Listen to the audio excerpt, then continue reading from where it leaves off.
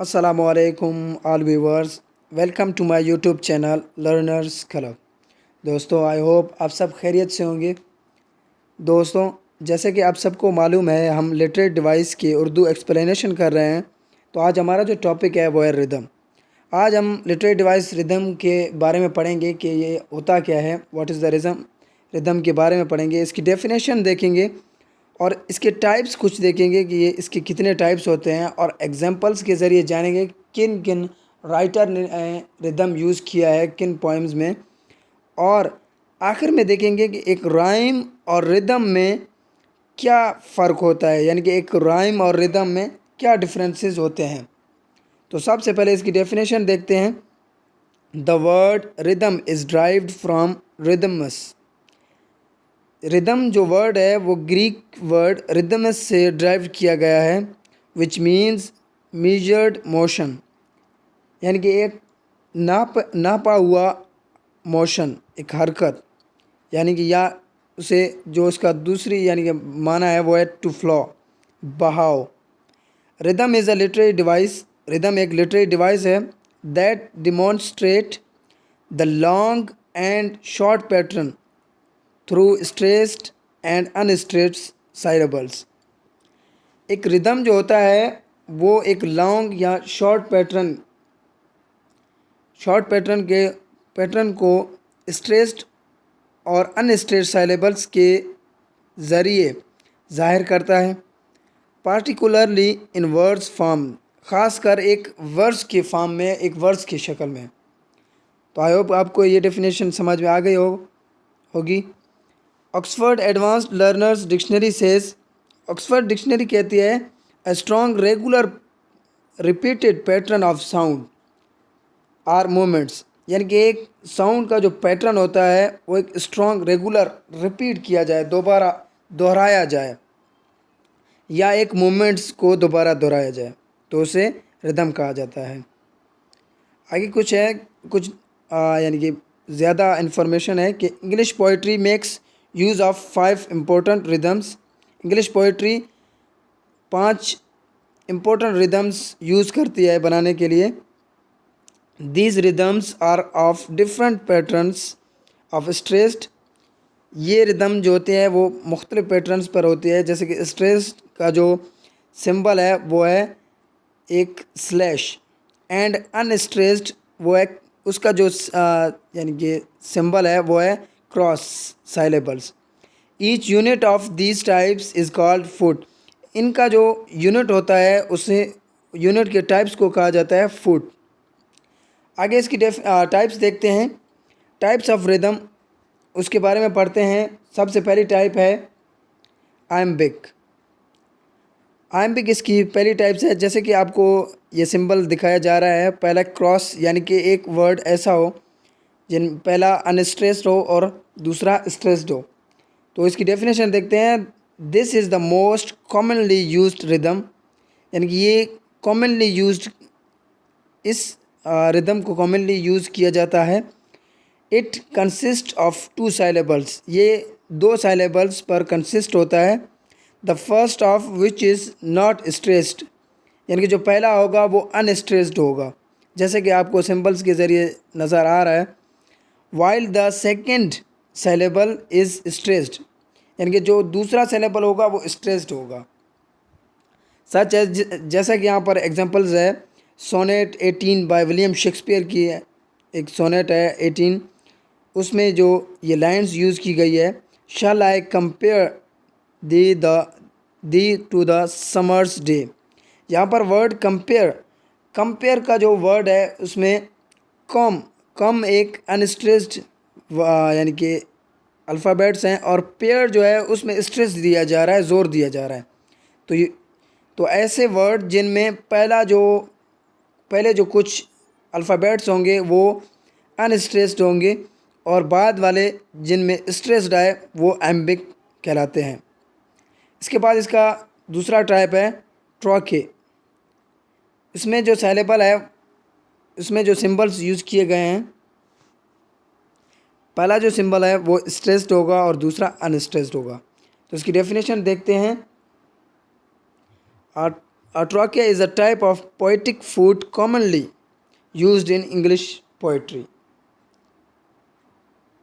ट्रॉकिया जो है वो एक टाइप है पोइटिक फूड की जो कॉमनली इस्तेमाल किया जाता है इंग्लिश पोइट्री में।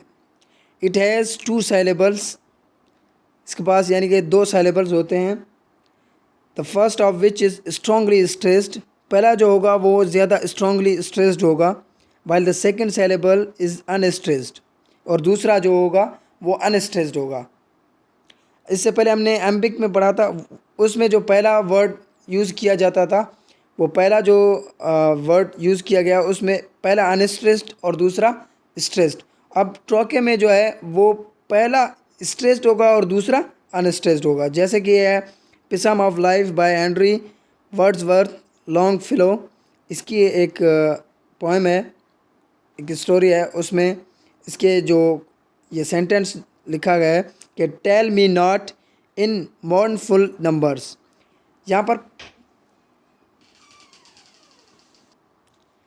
यहाँ पर पहला वर्ड है टेल। टेल में हम यानी कि स्ट्रेस दे रहे हैं, उसको ज़ोर दिया जा रहा है एक वर्ड को, tell. Tell me not, not एक अनस्ट्रेस्ड है, और यहाँ पर है मोर्नफुल। मोर्न को स्ट्रेस नहीं दिया जा रहा है, मोर्न को स्ट्रेस दिया जा रहा है और फुल को स्ट्रेस नहीं दिया जा रहा है। तो ये था ट्रॉके, ये ट्रॉके रिदम है। इसके बाद एक और टाइप है स्पॉन्डे। स्पॉन्डी इज़ अ पोइटिक फूड। स्पॉन्डी एक पोइटिक फूड है दैट हैज़ 2 साइलेबल्स, जो 2 साइलेबल्स होते हैं, विच आर कंसिक्यूटिवली स्ट्रेस्ड, जो कि कंसिक्यूटिवली स्ट्रेस्ड होते हैं, यानी कि दोनों में ज़ोर दिया जाता है, दोनों साइलेबल्स में स्ट्रेस दिया जाता है। जैसे कि यहाँ पर लिपेंटो बाय जी के केस्टरटॉन का एक पोएम है, उसके सेंटेंस है कि white wants falling in the courts of the sun. यहाँ पर दोनों को स्ट्रेस दिया जा रहा है। वाइट यहाँ पर हमने स्ट्रेस दिया, और फॉन्ट्स यहाँ पर भी हम वर्ड्स को स्ट्रेस दे रहे हैं, और कोर्ट्स यहाँ पर भी हम स्ट्रेस दे रहे हैं। तो ये था स्पॉन्डी रिदम। एक और टाइप है, चौथा टाइप है डेक्टाइल। डेक्टाइल में जैसे कि सिंबल्स में देखा जा रहा है कि पहला स्ट्रेस्ड होगा, बाकी जो 2 होंगे वो अनस्ट्रेस्ड होंगे, यानी कि 3 साइलेबल्स पर होंगे। तो इसकी डेफिनेशन देखते हैं। Dactyl is made up of 3 syllables. Dactyl 3 syllables पर बनाया जाता है। The first syllable is stressed, पहला जो साइलेबल होगा वह स्ट्रेस्ड होगा, ज़ोर होगा उसमें, and the remaining 2 syllables are not stressed, और बाकी जो 2 साइलेबल्स होंगे उनमें स्ट्रेस नहीं दिया जाएगा। Such as in the word marvellous. Marvellous में आप देख रहे हैं एक वर्ड मार्वेलस है, उसमें पहला जो वर्ड है उसमें स्ट्रेस दिया जा रहा है मार, और दूसरे में वे लस, दोनों में स्ट्रेस नहीं दिया जा रहा है। तो ये डेक्टाइल रिदम होता है। जैसे कि यहाँ पर 2 और वर्ड दिए गए हैं, प्रीमिवेल मरमेरिंग। प्रीमिवेल में जो पहला वर्ड है उसमें स्ट्रेस दिया जा रहा है, ज़ोर दिया जा रहा है प्री, और बाद में मी वेल, दोनों में स्ट्रेस नहीं दिया जा रहा है। तो ये था डेक्टाइल रिदम। इसके बाद एक और टाइप्स है, इसकी आखिरी टाइप्स है anapest. Anapest are total opposite of dactyl, यानी एनापेस्ट जो है वो डेक्टाइल के अपोजिट है, मुखालिफ है, बिल्कुल अलग है। दे हैव 3 साइलेबल्स, इसके पास भी 3 साइलेबल्स होते हैं। Where the first 2 syllables are not stressed, और यहाँ पर 2 पहले जो साइलेबल होंगे वो अनस्ट्रेस्ड होंगे, उनमें स्ट्रेस नहीं होगा। And the last syllable is stressed, और लास्ट वाला जो सिलेबल होगा उसमें स्ट्रेस होगा, यानी उस वर्ड में स्ट्रेस दिया जाएगा। सच एज, जैसे कि ये यहाँ पर क्लेमेंट क्लार्क मोरे की एक पोएम है, towards the night before Christmas, towards the night before Christmas and all through the house. यहाँ पर जैसे कि वर्ड्स आपको दिखाए जा रहे हैं, नाइट, नाइट में हम स्ट्रेस नहीं दे रहे हैं, और दूसरा है क्रिसमस, इसमें भी स्ट्रेस नहीं दे रहे हैं, लेकिन उसके बाद जो लास्ट वाला है वो है थ्रो, यहाँ पर हम स्ट्रेस दे रहे हैं, थ्रो खुद को ज़ोर दे रहे हैं इस वर्ड को प्रोनाउंसिएशन करने में। तो आई होप कि इसके टाइप्स आपको समझ में आ गए होंगे। तो कुछ एग्जांपल्स हैं, यहाँ पर एग्जांपल है Romeo and Juliet by William Shakespeare की रोमियो और जूलियट है, वहाँ पर ये वर्ड्स, ये सेंटेंसेस यूज़ किए गए हैं। Two households both like in dignity in fair Verona where we lay our scene from ancient grudge break to new mutiny where civil blood makes civil hands unclean। यहाँ पर इस जुमले में William Shakespeare ने iambic pentameter का इस्तेमाल किया है, यानी कि 10 सिलेबल्स पर ये मुश्तमिल होगा। Household, alike, dignity, Verona, यहाँ पर आइम्बिक पेंटामीटर इस सेंटेंस में यूज़ किया गया है, और विलियम शेक्सपियर ने रोमियो और जूलियट में आइम्बिक पेंटामीटर का इस्तेमाल किया है।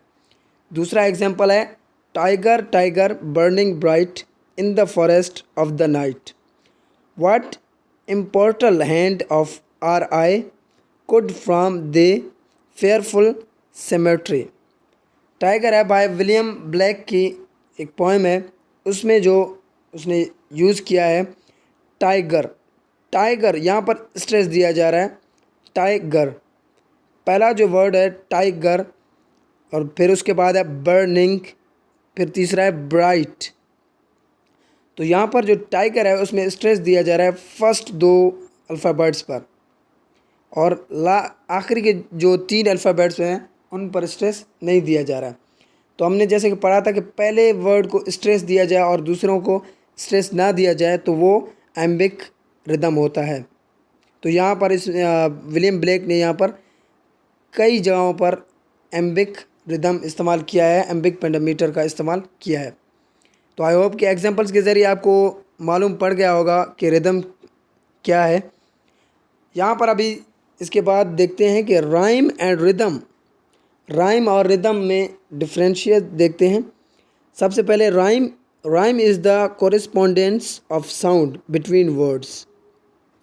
राइम जो होता है वो कोरिस्पोंडेंस होता है साउंड्स के दरमियान, साउंड और वर्ड के दरमियान, specially when these are used at the ends of lines of poetry. ख़ास तौर पर जब एक पोइट्री के लास्ट, जो सेंटेंस के लास्ट लाइन्स में जो वर्ड्स एंड होता है वो सेम होते हैं, तो वो उन्हें राइम कहा जाता है। 2 words that end with the same sound are said to rhyme, यानी कि 2 वर्ड ऐसे जो अलग अलग सेंटेंस लेकिन एक के बाद एक वाले सेंटेंस के लास्ट लाइन के जो वर्ड्स सेम होंगे, सेम साउंड प्रोनाउंसिएशन, सेम उनकी प्रोनाउंसिएशन होगी, तो उसे राइम कहा जाता है। तो यहाँ पर देखते हैं कि रिदम क्या है। Rhythm is the pattern of stressed and unstressed beats यानी कि साउंड। रिदम जो होता है वो पैटर्न होता है एक साउंड के स्ट्रेस और अनस्ट्रेस पर। ऑल दो कॉमनली फाउंड इन पोइट्री, यानी कि ज़्यादातर ये कॉमनली पोइट्री में फाउंड किया जाता है। It can be also found in some drama and prose work, और इन्हें यानी कि एक रिदम को कुछ ड्रामा और प्रोज वर्क में भी फाउंड किया जाता है, ढूंढा जाता है। तो आई होप आपको ये वीडियो अच्छी लगी हो, तो मेरे इस वीडियो को लाइक करें, शेयर करें और कमेंट में बताएं कि वीडियो आपको कैसी लगी, और हमारे चैनल को सब्सक्राइब करें और बेल आइकन को दबाएं ताकि आने वाली वीडियोस की नोटिफिकेशन आप तक पहुंच सके। Thanks for watching, thanks for the day.